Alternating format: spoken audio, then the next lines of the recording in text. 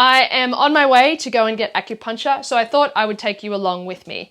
We are going to talk all things liver this morning with my acupuncturist, Andre. So I usually go and get acupuncture, ideally about once a month. I find it is one of my tools for optimal health and well-being and just keeps my energy kind of on that nice, slow burn rather than it fizzling out and me being depleted. And we'll talk all about that and how the liver deals with energy. So come along with me. Hey guys, I brought you along today to my acupuncture session. I wanted to introduce you to Andre. He's from Tweed Coast Acupuncture. I've seen Andre for many, many years now. And today we're going to talk a little bit about the liver because I usually come in when I feel a little bit more depleted. And yes, I know you're like, what? You feel depleted? But I go from here to here. I have two modes. I have like Energizer Bunny and Sloth mode. So in between that, I kind of know I have to go and see Andre to get my energy back up a little bit. So we're going to talk about the liver today. And I mean, my understanding of the liver is just, it's like a big processing unit in your body. So it's like a factory. It basically gets the blood from your intestines and your stomach, and it figures out what to do with that. So either it gets rid of all the toxins and crap out of that blood, or it stores and saves some of that blood for energy and gives you and makes energy for you. But enough about my end of it. I want to really listen to what Andre has to say about the liver, because acupuncture and Chinese medicine has quite a different kind of understanding and take on the liver and the energy and the qi. So with that being said, I know you talk about me, or some people having like a liver yang disorder. Mm-hmm. So what's the difference between like a liver yin and a liver yang? So liver yin and yang deficiency, as for every other organ in the body, represent opposite states. So liver yang deficiency, we can talk about it being a blood deficiency, which is, it's a funny term because actually blood is yin by nature.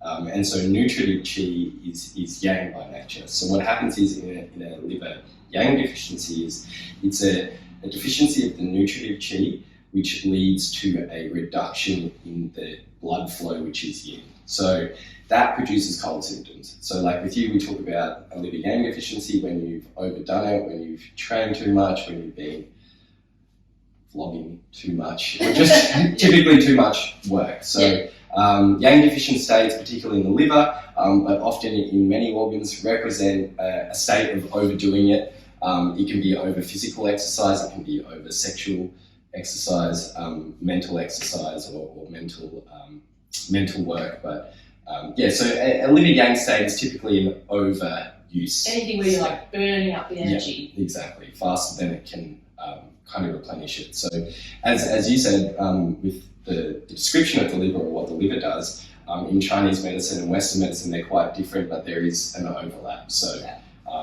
Western medicine, as you said, it's a detox organ, primarily also working with the blood. But in Chinese medicine, its main function is to store and circulate the blood. I think it has over 500 efficient functions.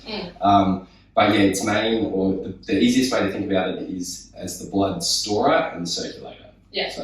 And that yin and yang is like the flow too of the blood, isn't it? Yeah, exactly. Yeah, well, so it's that yin and yang state where yin is in yang like yang is in yin. And so then we go back to saying, well, yin is and that's what that symbol means essentially. Yeah. So, but yin is like, the basic description is yin is female, yang is male, yin is cold, yang is hot, yin is below, yang is above, yin is the shady side of the hill, and yang is the sunny side of the hill. So there's 100 different analogies like that, but that's kind of the basis of it. So. And in sort of my terms in the exercise world, yang is like the hardcore exercise, like where you're like boxing and F45 and doing all that sort of stuff. Yeah. And yin is like yoga and replenishing. Yeah, and that's why you hear yin yoga and so yang is the more masculine energy. Yeah. And that's not to say that masculine is stronger or anything, but in the old, 4,000 years old Chinese medicine, that's how it's termed. Yeah. Yeah. So, okay, how do we test for it? Well, pulse is the main way as an acupuncturist or as a Chinese medicine practitioner. That's one of our most unique skills to be able Straight to this off before I ask the sports bra on. It's looking good. She's got the pump cover up here. It's going to go viral. Yeah, so pulse, but signs and symptoms as well, and not just signs and symptoms, but temperature. So cold hands, cold feet, they're a pretty strong sign of a yang deficiency. And again, it's due to the nutritive qi being deficient, which is resulting in a reduction of blood flow. As the blood flow is reduced, we don't get the blood to the limbs like we should. And that is further kind of exacerbated by the fact that if it is a liver yang deficiency, because the liver's function is to circulate that blood. Yep. So when we have a liver yang deficiency, cold hands and cold feet are one of the most common signs. Okay. Officially, you should always be on the side of the heart when taking the pulse, okay. but for display purposes, I show and I already took the pulse from the right side, so that's good. Display underneath. So yeah, so today, I mean, by your standards, pretty good. Not super liver deficient. Yeah, and in saying that, I've been feeling quite good. Yeah. Like, yeah. energy-wise. Yeah, you're not coming in and saying, Yeah, no. I'm lightheaded, my appetite's reduced, more pale. Yeah. And obviously this relates quite closely to my cycle. So I'm sort of mid-cycle. Yeah. Towards the end of my cycle, I'm like, tired. Yeah, exactly. Yeah.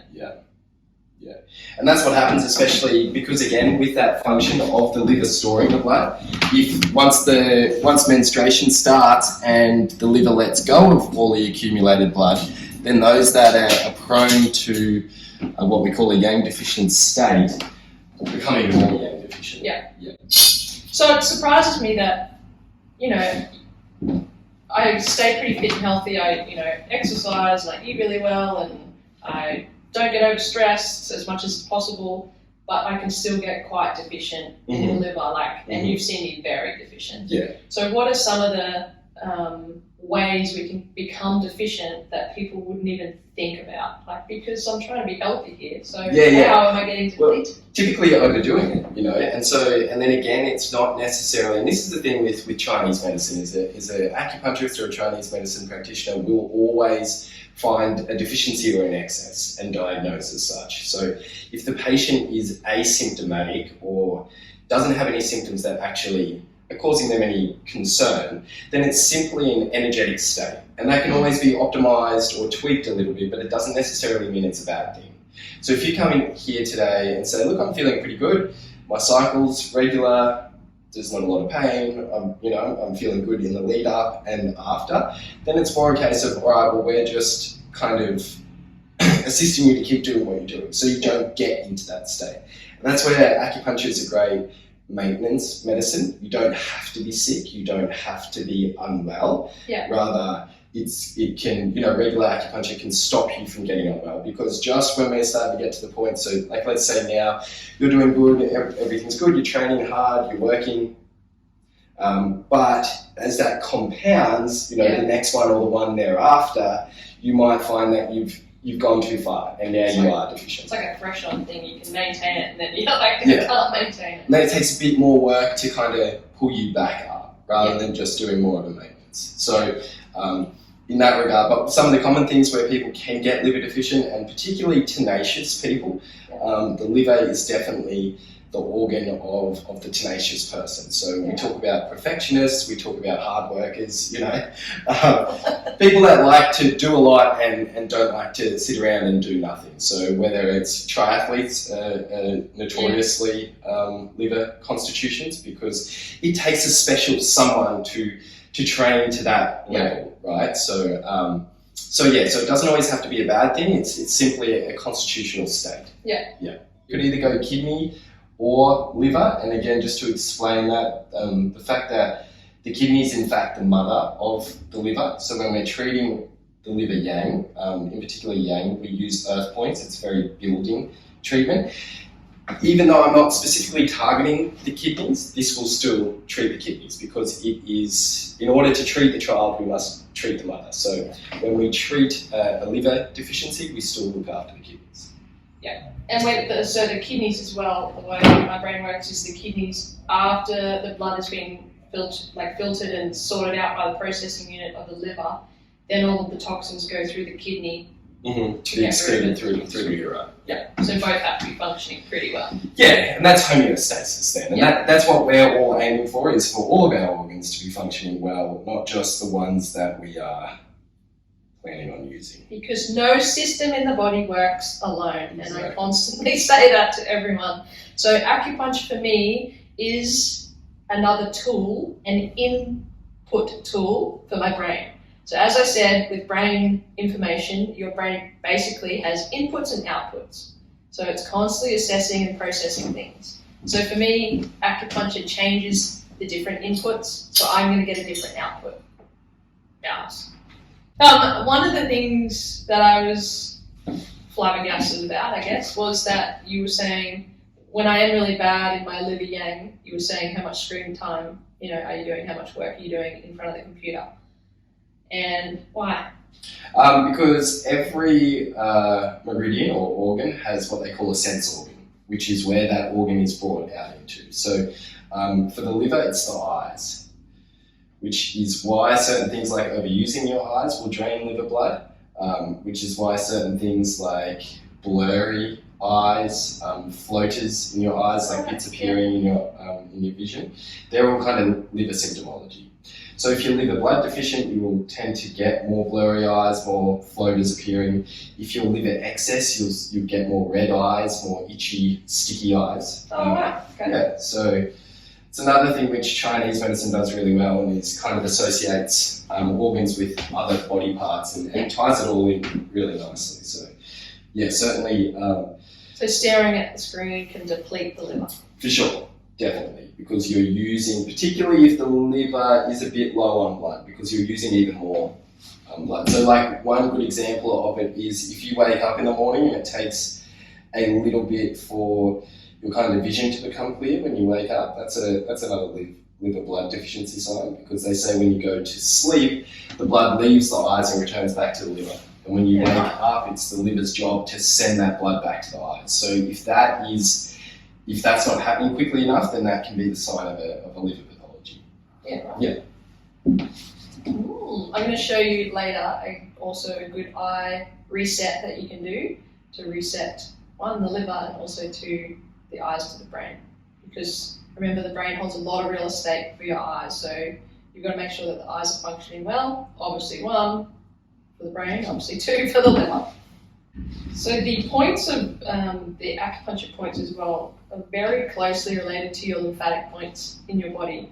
So that's why I always go on about how no system in the body works alone, because if you've got a blocked lymphatic system, therefore you're going to have a blood flow that's not working well, and therefore you're going to have a nerve system that's not working well, because those three things work together in the body for flow.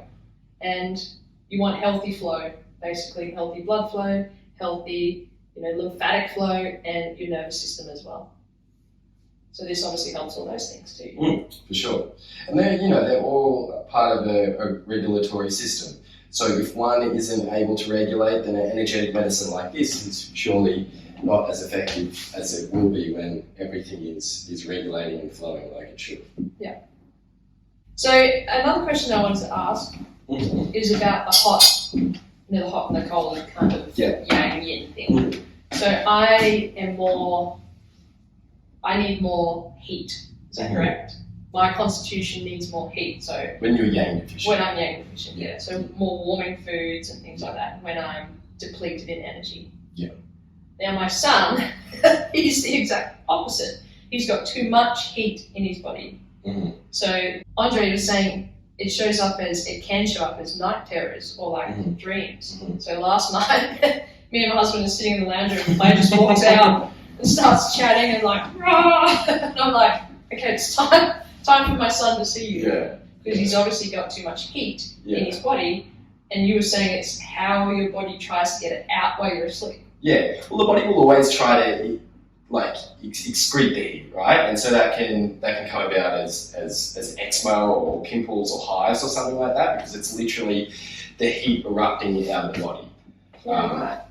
And again, that comes back to the kind of the simple notion of yin and yang, which is it's simplistic in in its explanation, but it takes a little bit to get your head around it. But the best analogy is like they're like a seesaw. So again, yin is cold and yang is hot. So, but they're like a seesaw. So if one gets deficient, the other gets excessive. So if yang, which is the hot energy, gets deficient, then we get a relative excess of the yin energy, which is the cold energy. So that's why people in a yang deficient state will feel more cold and will gravitate, and will have an aversion to cold and will gravitate more towards the heat. Yeah. And that's why people with a yin deficient constitution will have a deficiency of yin, which gives them a relative excess of yang, which is the heat. And that's why my son's always like, it's so hot. It's so hot, yeah. Whereas a fan, put the fan on, it could be the middle of winter, he's like, it's boiling. I'm like, it's freezing. Yeah, yeah, right. It's so interesting. Right, so that's the front treatment done. Alright. So we're going to leave it there because I'm going to turn over and he's going to continue with the back.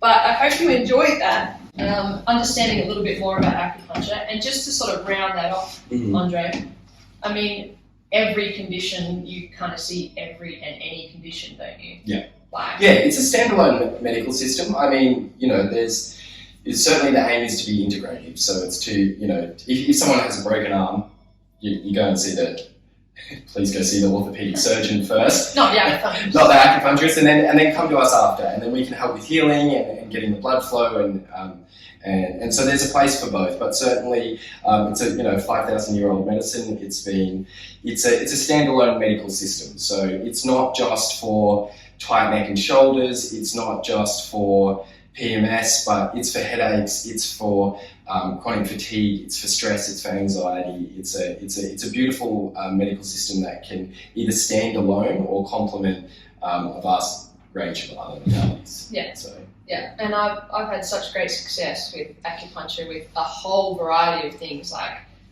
as you said, stiff, sore bits and pieces. I'm like, can you help me out there? And to energy, depletion and fatigue and hormones and cycles, I've had really, really good outputs with acupuncture. So if that's something you haven't tried, maybe it's another tool you can add into your health regime.